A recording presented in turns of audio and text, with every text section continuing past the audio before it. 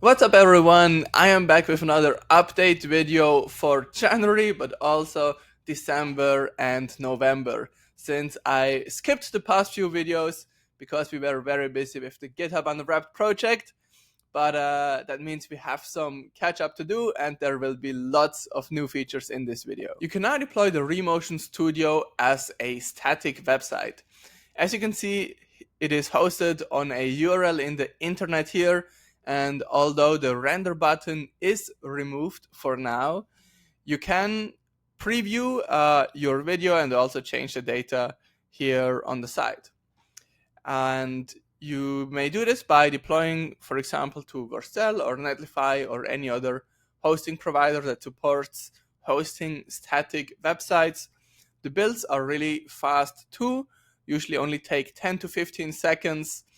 And if you set up auto deploy with Git, like you can do, for example, on Vercel, you get a preview URL for every commit in your Remotion project. To use this, you just have to use the npx remotion bundle command and then use the build output directory as the static site. What's really cool is that you can also use these URLs to render a video from your terminal. For that, you can use the normal npx remotion render command, but instead of passing a local file as the entry point, you can just pass a URL and you will be able to render any Remotion composition without having to clone its Git repository. The new makeTransform helper function allows you to, in a type-safe way, construct a string that you can pass to the CSS transform property. So for example, if you want to create a string that rotates and translates an element, you have to be careful because you may not forget the units like degree and pixel, and TypeScript gives you no indication that you did it wrong, and if you did it wrong, then the value will just not apply. So with these functions, we give you a way in which you cannot do it wrong, and I think that might help out some people. We already had the interpolate function, the interpolate colors function, and now we also have the interpolate styles function. It works like the other interpolate functions, except it allows you to animate arbitrary CSS style objects. So as you can see here, we are animating the opacity and the translation with just one function call. And this API is actually pretty smart. So for example, if you have a border, which is at first 1 pixel wide and black, and in its end state 10 pixel wide and red, then the interpolateStyles function can even interpolate between this, even though it's like a shorthand for multiple properties. Shout out goes out to Chetan Kara, who did both the interpolateStyles and the makeTransform APIs. If you develop, for example, for iOS, it is pretty easy to create a label that shrinks the font size when the text would otherwise be overflowing the container. But in CSS, there is no such thing, so we made a helper function called fitText.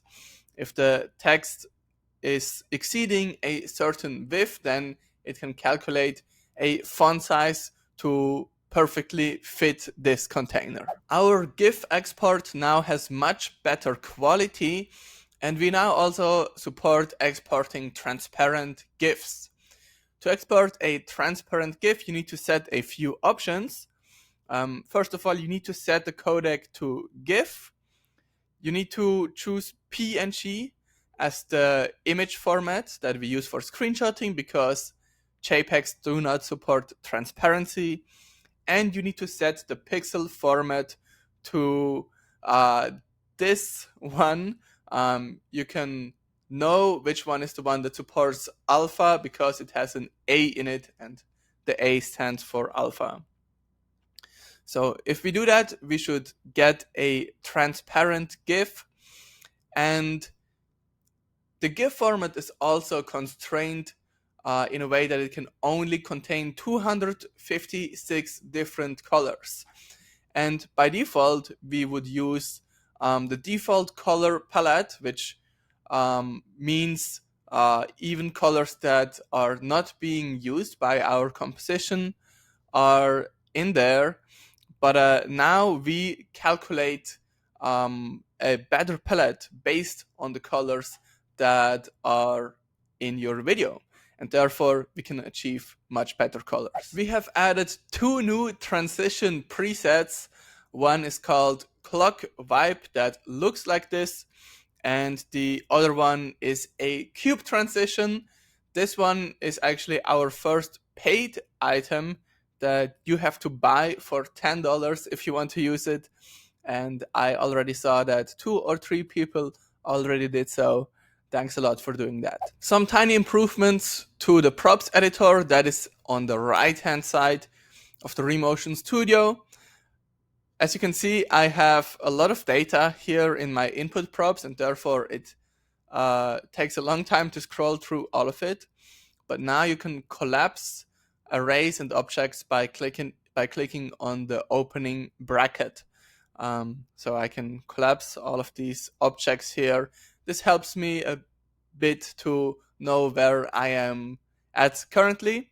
And another thing that was also not possible previously is that you can insert a new array item in between two array items, not just at the end. In another video, I have already mentioned that the timeline has gotten a lot of improvements, like for example that you can now toggle the visibility of a layer now, and that if you have a sequence, you can now click on this new label here and it will jump you into the correct position in your editor.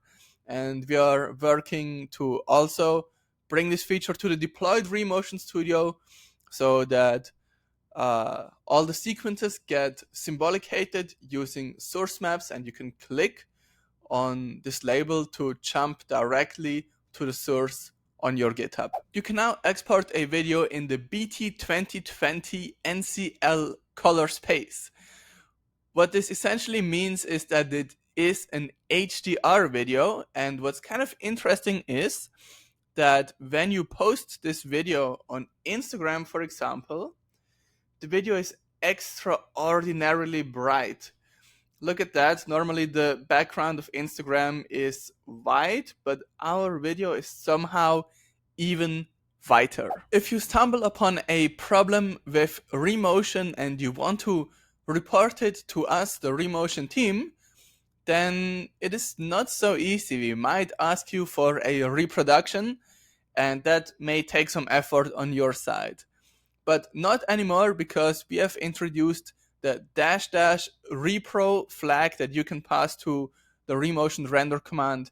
If you do so, a zip file will be created, and inside that zip file, we have your bundle, your input props, the resulting video, everything that we need to debug your problem, and therefore it is easier for us, but also there's a way higher chance to resolve your problem. In the Remotion Studio, there is now an easier way to jump to a specific frame.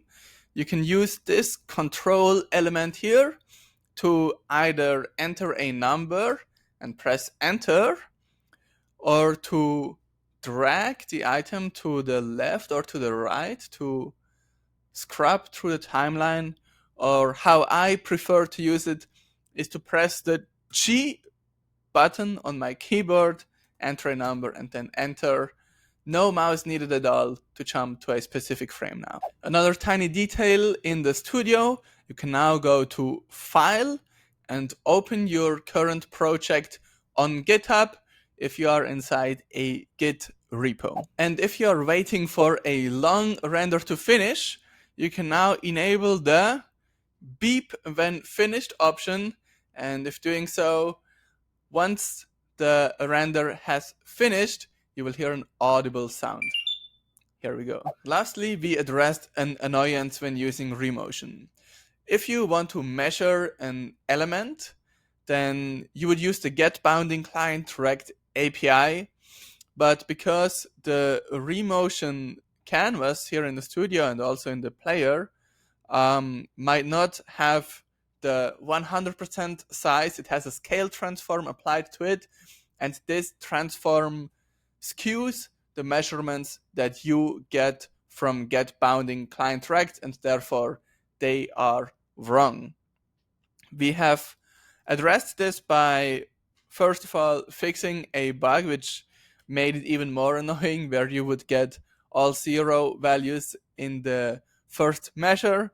We have written some documentation and have deployed an example, and of course the bug is now also resolved, so it should be easier to measure elements. In the Remotion store, we have a few new elements that you can buy. The aforementioned cube transition. Then we have a 3D map box globe animation that you can buy for $75, as well as a watercolor map, which just looks really good. For example, if you fly over the city of Zurich, and you can also register interest for a Remotion timeline component that one of our community members, Pramod, is working on. So check those out. Also check out remotion.dev/changelog for all the bug fixes that we have made. Most notably, we have reduced or even completely eliminated, we'll see, the flickering on Remotion Lambda and the missed frames with the video tag, so that sometimes it would show a frame before or after what it's supposed to be. That was very interesting. By leveraging the new request video frame callback API, we have been able to improve that. If you want to dig in deeper, check out our changelog. Thanks a lot for watching, and see you in a month's time for the next update video.